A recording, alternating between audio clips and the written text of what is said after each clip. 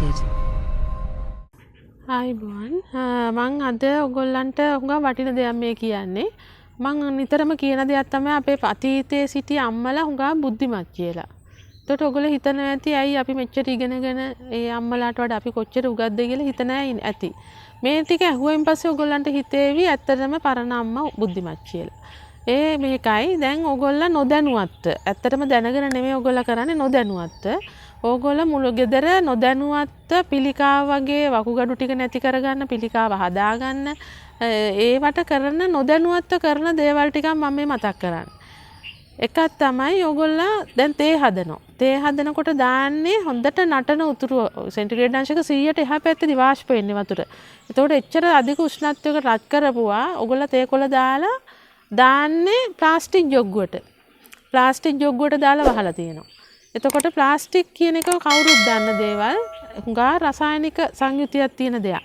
ඒ රසායනික විපර්යාස වල ලක් වෙලා තනිකරම පිළිකාකාරක දේවල් තමයි අර වතුරට එකතු වෙන්නේ. එතකොට ඕගොල්ලෝ ඒ කරන්නේ නොදැනුවත්ව කරන්නේ ගෙදර අයට පිළිකාව හදන තේ එකක් හදනවා. ඒක නිසා හරි ක්‍රමයේ දැන් අතීතයේ අම්මලාට ප්ලාස්ටික් තිබුණෙත් නැහැ. ওই වැඩේ කරෙත් නැහැ. ඒ අම්මලා තනිකර මැටි තමයි පාවිච්චි කරේ. තඹ හට්ටි පාවිච්චි කරේ, මැටි පාවිච්චි කරේ.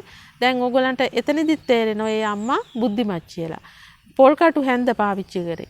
එතකොට ඒ හරි ක්‍රමයේ තමයි ඕගොල්ලෝ අද ඉඳන් හරි ගෙදර තියෙන ওই ප්ලාස්ටික් කෝප්ප තියාගන්න වෙන ඒවට වක් කරන්න. අධික උෂ්ණත්වයේ තියෙන දේවල් ප්ලාස්ටික් කෝප් වලට දාන්න එපා. විශේෂයෙන්ම බොන දේවල් කොහෙත්ම දාන්න එපා. එතකොට ඒ කරන එක වැරද්දක්. අනිත් එක තමයි ඕගොල්ලෝ ඔය පිරිසිදු කරන්න ගන්න කම්බි රෝල් ඇලුමිනියම් වගේ කම්බි රෝල් ඒ වලින් කන බොන කෝප්ප පිඟම් මදිනවා. අපි දැකලා තියෙනවා. හොඳට ඉක්මනින් පැල්ලම යන නිසා ඕගොල්ලෝ මදිනවා. අතීත කාලේ අම්මා මැද්දේ පොල් කොස්සෙන්.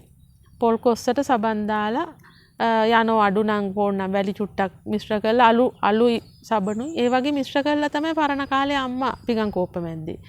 එතකොට ඕගොල්ලෝ කරන්නේ පිළිකාව හදන දෙයක්. මොකද්ද කරන්නේ අර කම්බි වල තියෙන ඒ අංශු අර පිඟන් වල කෝප්ප වල එකපාරට හේදුවට යන්නේ නැහැ. ඒවා අපේ නොපෙනෙන විදිහට ඒවා බැඳෙනවා. ඒවා අපි කන බත් එක්ක කෑම එක්ක වතුර එක්ක ඇඟට යනවා. එතකොට අන්තිමේදී බැරලෝහ තැම්පත් වෙනවා. ඒ වකුගඩු නැති වෙනවා. පිළිකාව කරා යනවා. ඒකිනුත් ඔයගොල්ලෝ තේරුම් ගන්න අතීතේ හිටිය අම්මා කොච්චර බුද්ධිමත්ද කියලා. අද ඉඳලා කරුණා කරලා ගෙවල් වල ඒ කම්බි කෑලි තියාගන්න ඕගොල්ලෝ සින්ක් එක මැද ගන්න.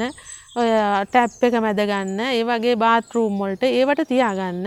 කරුණා කරලා කෑම බීම කන බොන පිකන් කෝප්ප මේවෙන් මදින්න එපා. ස්පොන්ජ් කෑල්ලෙන් මදින්න සබන් ටිකක් දාලා ඒ වගේ. විම් වලින් මදින්න එපා. විම් වලින් මදින්න වෙන දේවල්. ඔය වෙන බාත් රූම් සින්ක් ඒවා මදින්න කන බොන පිකන් කෝප්ප මදින්න යන්න එපා. ඒක එක කරුණක්. අනිත් තව වැදගත් දෙයක් තමයි අපේ කාන්තාවුන් හරි දක්ෂයි ඔය ඉතුරු වෙන දේවල් ගිහලා ෆ්‍රිජ් එකේ ඔබන්න. ඉතුරු වෙන දැන් ලුණු ගෙඩි දෙකක් ඕන එකට ලුණු ගෙඩි 10ක් විතර සුද්ධ කරගන්නවා. සුද්ධ කරගෙන දෙකක් එක්කෝ ඒ 10ම දාන්න ඕනේ. දා සුද්ධ කරාන.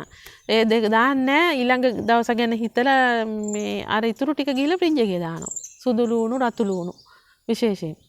එතකොට ඔයගොල්ලෝ දන්නවා සුදු ලුණු රතු ලුණු කියන්නේ විෂ බීජ උරා ගන්න දේවල්. විෂ බීජ උරා ගන්න විෂ බීජ නැසන දෙයක් තමයි සුදු ලුණු රතු ලුණු කියන්නේ. එතකොට ඒ දේවල් වලින් එහෙම දැම්මහම වෙන්නේ අර ෆ්‍රිජ් එකේ තියෙන අපිරිසුදු දේවල්. දැන් ෆ්‍රිජ් එකේනේ ඔයගොල්ලෝ මාළු ටික මස් ටික දාන්නෙත් ඒකේ. ඒවල තියෙන අහිතකර දේවල් ඔක්කොම උරාගෙන ඊළඟ දවසේ ඔයගොල්ලෝ ආපහු අර පොල් සම්බලට එළවලුවට අර ලුණු ටික දාලා හදනවා. එතකොට අපි කොහෙවත් තිබිච්ච විෂ බීජ ටිකක් අපේ ඇඟට ඇතුල් කරගන්නවා. ඔය කරන තම වැරදි වැඩක්. ඒගොල්ලන්ට ෆ්‍රිජ් එකේ දාන්නම ඕන නම් අපි කියන්නේ භාජනයකට දාලා ඒක වහන්න. පියනකින් වහන්න. ෆ්‍රිජ් එකේ දාන ඕනම දෙයක් දානවා නම් ඒක මොකක් හරි එකකින් වහලම තමයි දාන්න ඕනේ. ඊළඟට තවත් ඔයගොල්ලෝ කරන වැරදි වැඩක් තමයි ඉතුරු වෙන බත් එක. රයිස් කුකර් එකේ ඉතුරු වෙන එක හරි ලේසියිනේ ආපහු ප්ලග් එක ගැහුවා රත් කරා. එතකොට වෙන්නේ මොකද්ද? ඔය බත් වල තියෙනවා නිවුඩ් සහිත හාල් වල ප්‍රෝටීන් අඩංගුයි. ඒ වගේ දේවල් උඟා පෝෂ්‍ය පදාර්ථ අඩංගු දෙයක්. ඒවා රසායනික විපර්යාස වලට ලක් වෙනවා. නැවත රත් කරනකොට දැන් වී ටික අපි වගා කරලා ගෙට ගන්නකොට එහෙන් රත් වෙනවා. ආපහු ඒක කොටන්න යනකොට එතනදී ආයි රත් වෙනවා. ඊළඟට ආපහු ගෙනල්ලා උයනකොට නැවතත් රත් වෙනවා. එතකොට ඔයගොල්ලෝ උයපු එක ආපහු රත් කරනකොට ආයි රත් වෙනවා. එතකොට මේ කොච්චර මේ විශේෂයෙන්ම කැකුළු හාල්, නිඋඩ තියෙන හාල් වර්ග, ඇට වර්ග ඕවා නැවත රත් කිරීමෙන් කරුණාකරලා වළකින්න. ඒ නැති පිළිකාවක් ඔයගොල්ලෝ ගෙවල් වල හදාගන්න එක කරන්න. ඊළඟට තවත් එකක් තමයි ප්‍රෝටීන් අඩංගු ආහාර.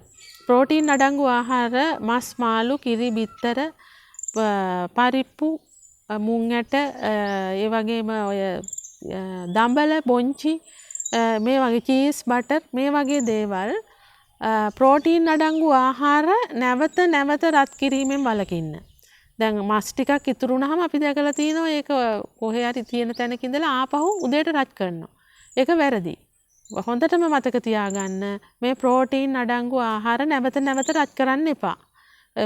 කියන්නේ මස්, මාළු, කිරිබිත් ඒ වගේ දේවල් නැවත රත් කරන්න එපා. ඒකයි අපේ අතීතයේ අම්මලා හැම රත් කරේ නැහැ. ඒගොල්ලෝ මාළු හැදුවා නම් ඇඹුල් තියල් කරලා හදන්නේ උදේට හරිම රහයි. රත් කරන්න යන්නේ නැහැ ආපහු. ඒක නිසා මේ ප්‍රෝටීන් අඩංගු ආහාර තමයි ඇමයිනෝ අම්ල අඩංගු ඒවල රසායනික විපර්යාස සිදු වෙලා කෙලිම පිළිකාව තමයි හැදෙන්නේ කවදා හරි ඔය එකතු වෙලා.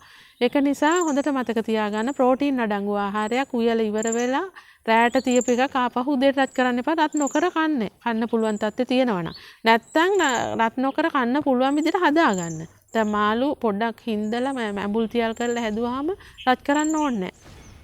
ඒ වගේ පරිප්පු, විශේෂයෙන්ම පරිප්පු ප්‍රෝටීන් අඩංගු ආහාරයක්. ඒව නැවත රත් කරන්න එපා. රත් නොකර ඕනේ කනවා නම් නැත්තම් හොඳම දේ ඔයගොල්ලෝ ඒ වෙලාවට හරියන තරමට ඒ ආහාරය උයා ගන්න. අපේ කාන්තාවන්ගේ තියෙන ලොකු දුර්වලකමක් 5 දෙනෙක් ඉන්න තැනට උයන්න ගියාම 7-8 දෙනෙකුට උයනවා. ඉතුරු ටික බල්ලොන්ටත් කන්න නෑ. බල්ලොන්ට දීලත් ඉතුරු වෙනවා තව 3-4 දෙනෙකුට. මේවා හරි අපරාධ. අද ලෝක ජනතාව ගොඩාක් දුප්පත් තත්ත්වයේ හුඟක් දැන් කෝටි 20ක් දුප්පත් වෙලා. මේ ආසමේ කොරෝනා එක නිසා කෝටි 20ක්. මේ නිවුස් වලට කිව්ව දෙයක් අපි කියන්නේ කෝටි 20ක් දුප්පත් වෙලා. ඉතින් මේ කන්නේ නැතුව ඉන්න මිනිස්සු සෑහෙන්න ඉන්නවා. ඒක නිසා අහක දාන්න එපා. අර පිරිමැස්ම කියන එක උපරිමයෙන් තියාගන්න. ලෝභකම කියන්නේ අර පිරිමැස්ම නෙමෙයි. ඒක අපේ අතීත අම්මලා බුද්ධිමත් කියන්නේ උතනදිම. ඒගොල්ලෝ ওই වගේ වැරදි වැඩ කරේ නැහැ. ඒ වගේම තවත් අපේ ආහාර සම්බන්ධයෙන් වෙන වැරද්දක් තමයි මේ ලුණු වර්ග කපලා දානවා එළවලු වලට. කපලා නෙමෙයි ගොඩාක් වෙලාට ඔක දාන්න ඕනේ තලලා. ලුණු සුදු ලුණු කියන දේ ඇතුලේ තියෙන වටින එන්සයිමයක් ඒක ස්‍රාවය වෙන්නේ තලනකොට. ඉඟුරුණත් එහෙමයි. ඉඟුරු තල්ලා දාන්න ඕනේ. ලුණු සුදු ලුණු අනිත් එක තල්ලා දාන්න ඕනේ හොද්දක් බාන්න කිට්ටු කරලා. එතකොට තමයි හොද්දේ රසෙත් වැඩි, ගුණෙත් වැඩි. ඊළඟට ඒක වැදගත්ම දෙයක්. අනිත් එක තමයි ඔයගොල්ලෝ ගොඩක් වෙලාවට නිවිති වගේ යකඩ අඩංගු හොඳම ආහාරයක් නිවිති කියන්නේ. යකඩ අත්‍යවශ්‍යයි අපේ ඇඟට. හිමොග්ලොබින් නිෂ්පාදනයේදී ප්‍රෝටීන් වලට යකඩ අනිවාර්යෙන් තියෙන්න ඕනේ. ඒක නිසා නිවිති වගේ දෙයක් අපි හදා ගන්නකොට හරි ක්‍රමේ නිවිති කොලේට හොඳ වතුර ටිකක් උණු වතුර දාලා දාපු සැනින් ආපහු ගන්න ඕනේ.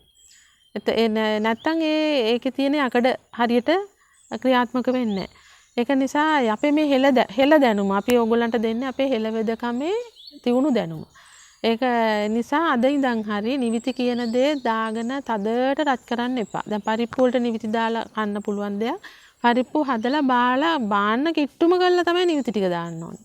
ඊළඟට තවත් ඔයගොල්ලෝ කරන වැරදි වැඩක් තමයි විටමින් C අඩංගු දේවල්. ඒ කියන්නේ දෙහි අපිට තියෙන වටිනම සම්පතක් දෙහි කියන්නේ. දැන් මේ කොරෝනා එකටත් හොඳම දෙයක් දෙහි. වතුර වලට දෙහි බින්දු දෙකක් දාලා බොනේ. ඔය කොරෝනා හැදිච්ච අය ඉන්නවනම් දැන් අපිට පිට රටවල හැදිච්ච අය හිටන් කතා කරලා කියපු දෙයක් ඒක. දෙහි බොන ඔයගොල්ලෝ. ඒක නිසා දැන් මේ දෙහි කියන එක අපිව රෝග වලින් ආරක්ෂා කරන දෙයක් විටමින් C කියන්නේ. ඒ දෙහි දාන්න ඕනේ ඒ අදාළ එළවලුව බාලා නිවෙන්න ඇරලා. රස්නෙන් දාලා වැඩක් නැහැ. විටමින් C විනාශ වෙලා යනවා. ඒක හුඟක් වැදගත් දෙයක්. දැන් කොළ මැල්ලුමක් හදනකොට ඒ කොළ පාට තියෙන්න ඕනේ. කොළ ටික දැන් අපේ ගෙදරින් නම් අපි කොළ ටික හොයාගත්තේ අපිට විශ්වාසයි ඒක. ඒක හොඳට ලුණු කැට ටිකක් දාලා වතුරෙන් සෝදලා අරගෙන හොඳට හීනියට ලියලා ඉවර වෙලා ලුණු සුදු ලුණු ඔය ගම්මිරිස් ඒ අවශ්‍ය ටික ඔක්කොම අපි දාලා පොල් ටිකක් දාලා යන්තම් රත් කරන්න. ගොඩක් රත් කරන්න එපා. ඒ කොළ ටික විශ්වාස නම්. සමහර තැන් අපි ඔය ටවුන් වලින් අර මෙහෙන් වැටිච්ච තැන් වල ඒව නම් මේ එහෙම ඒ රිස්ක් එක අපිට ගන්න බෑ. නමුත් අපි හදාගත්තු දේ අපිට ෂුවර් අපි ඒකේ අර විටමින් එක නැති වෙලා යනවා කොළ පාට නැති වුණොත්. ඒ කොළ එක බාලා වහන්න නැතුව ඇරලා තියලා ඒක නිවෙන්න ඇරලා තමයි දෙහි ටික දාන්න ඕනේ. ඒකත් හුඟක් වැදගත් දෙයක්.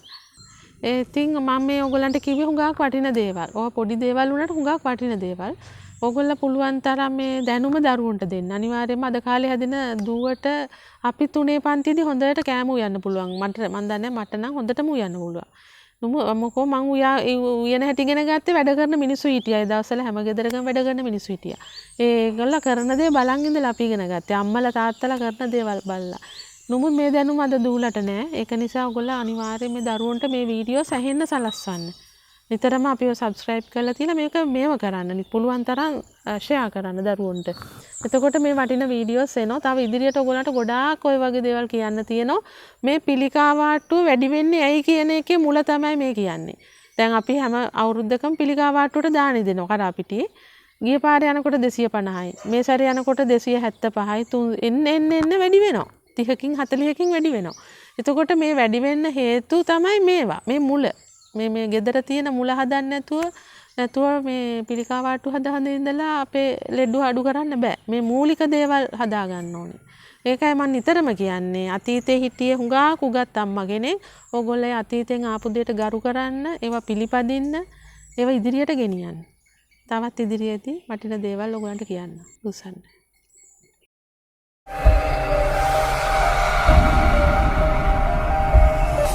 Herbal Products Private Limited.